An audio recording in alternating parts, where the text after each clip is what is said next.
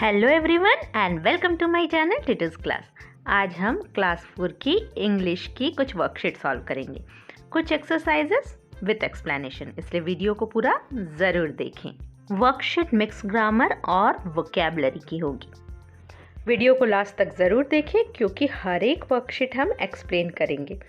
और अगर हमारी वीडियो आप देख रहे हैं, फॉलो कर रहे हैं तो प्लीज़ ज़्यादा से ज़्यादा लाइक करें जिससे हमारा चैनल ग्रो कर सके।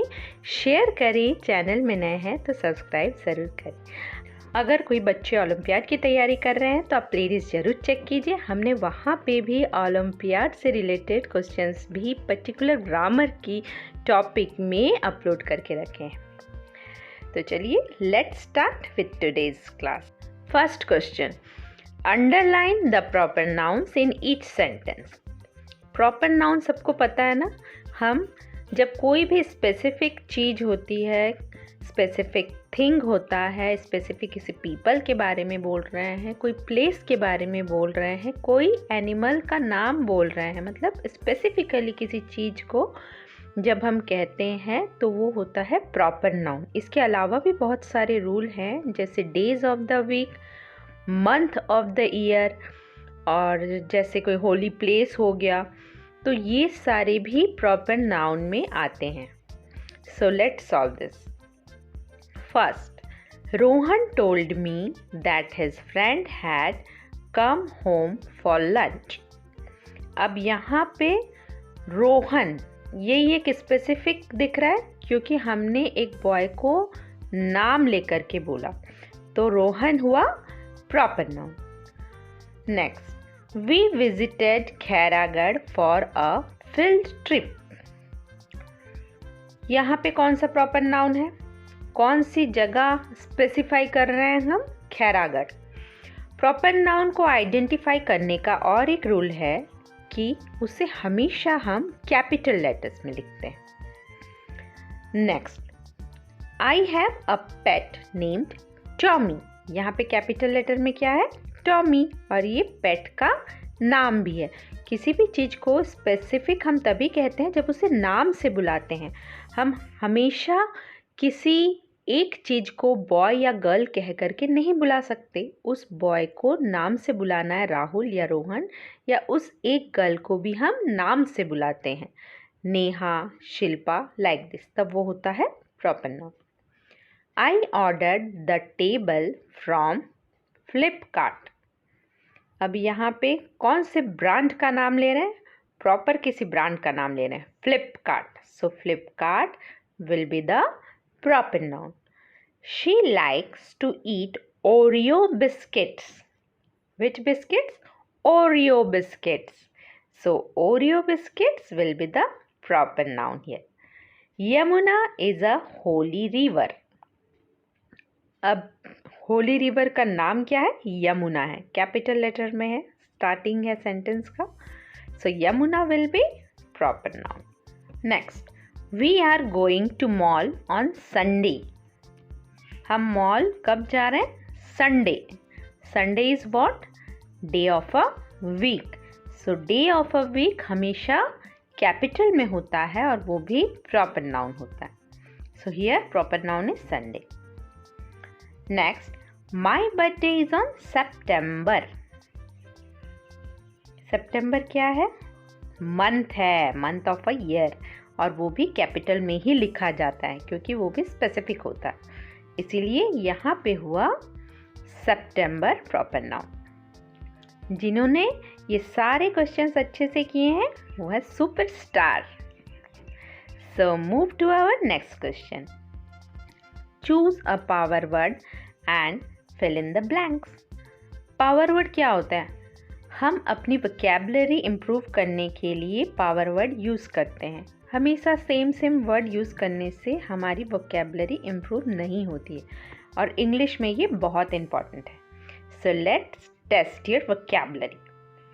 First, Neha is wearing a dash in bracket nice dress. यहाँ पे ऊपर जो ग्रीन कलर से हेल्पिंग वर्ड्स दिए हुए हैं, आपको उसी में से नाइस का सिनोनिम ढूंढ के लिखना है। या फिर हम कह सकते हैं power word we can use in place of nice. Nice के बदले हम क्या कह सकते हैं? हम कह सकते हैं Neha is wearing a pretty dress. Second, the girl is dash very fast in doing her work. Very fast का पावर वर्ड कौन सा है? वेरी फास्ट के बदले हम क्या कह सकते हैं? The girl is quick in doing her work. Next, I was very dash sad when she broke my toy. Sad. Upset. I was very upset when she broke my toy. She is absent because of her dash.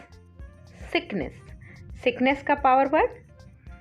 Illness. She is absent because of her illness. The dog was dash very angry. The dog was furious. Next, Reena went to the school in bracket happily. Happily का power word क्या होगा? Joyfully. Reena went to the school joyfully. Next, my elder brother always keep his room dash very clean. Very clean के बदले हम क्या use कर सकते हैं? Tidy. My elder brother always keep his room tidy. ऐसे ही और वोकेबलरी आप बहुत प्रैक्टिस कीजिए तो आपकी इंग्लिश बहुत अच्छी हो जाएगी। तो जिन्होंने अच्छे से किया उन सब के लिए clapping. Next question, right the collective nouns. Number 1, a dash of ships. A fleet of ships. Collective noun मतलब तो पता है, जब किसी चीज़ के ग्रुप को हम कहते हैं, है ना? A fleet of ships. Second, a dash of cattle. A herd of cattle.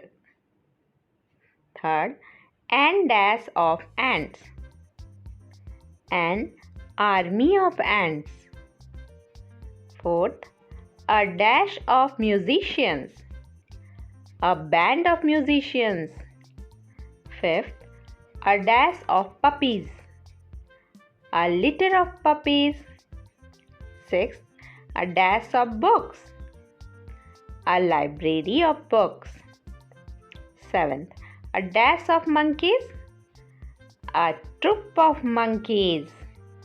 तो ये तो हुआ कलेक्टिव नाउन। वाओ, आप सबने बहुत अच्छे से आंसर दिया।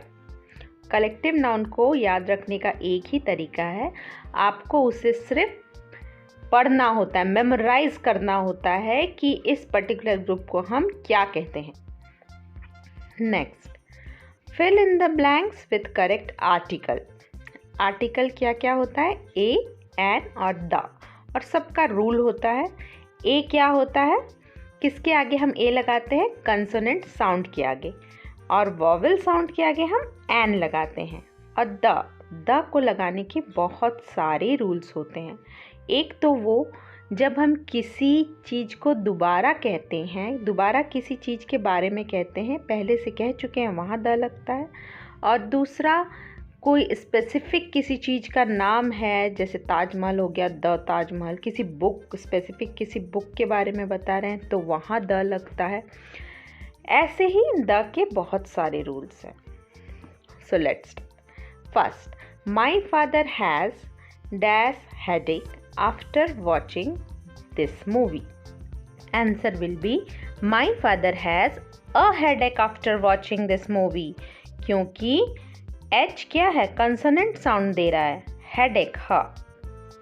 Next, Rohan is eating dash orange, dash orange was juicy.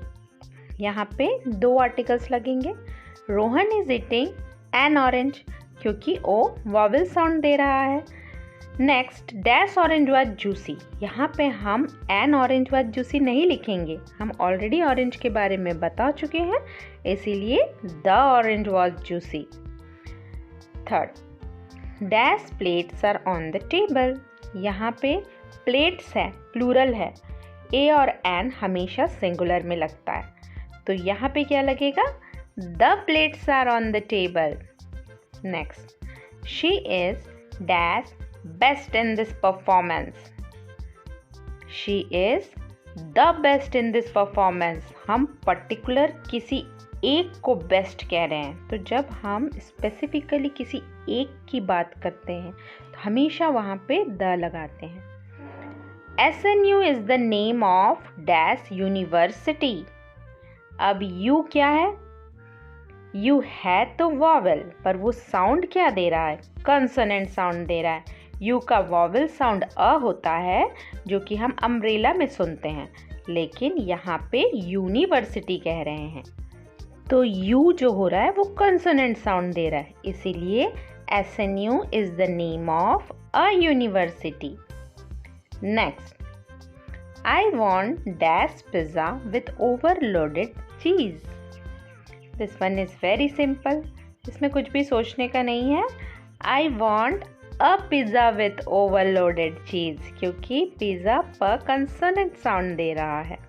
तो आर्टिकल की ये वर्कशीट भी फिनिश हुई। जिन बच्चों ने पूरा अच्छे से किया वो है विनर। तो आज की क्लास हम यहीं ख़त्म करते हैं। अच्छे से प्रैक्टिस कीजिए, अच्छे से समझें। That's all for today. Thanks for watching.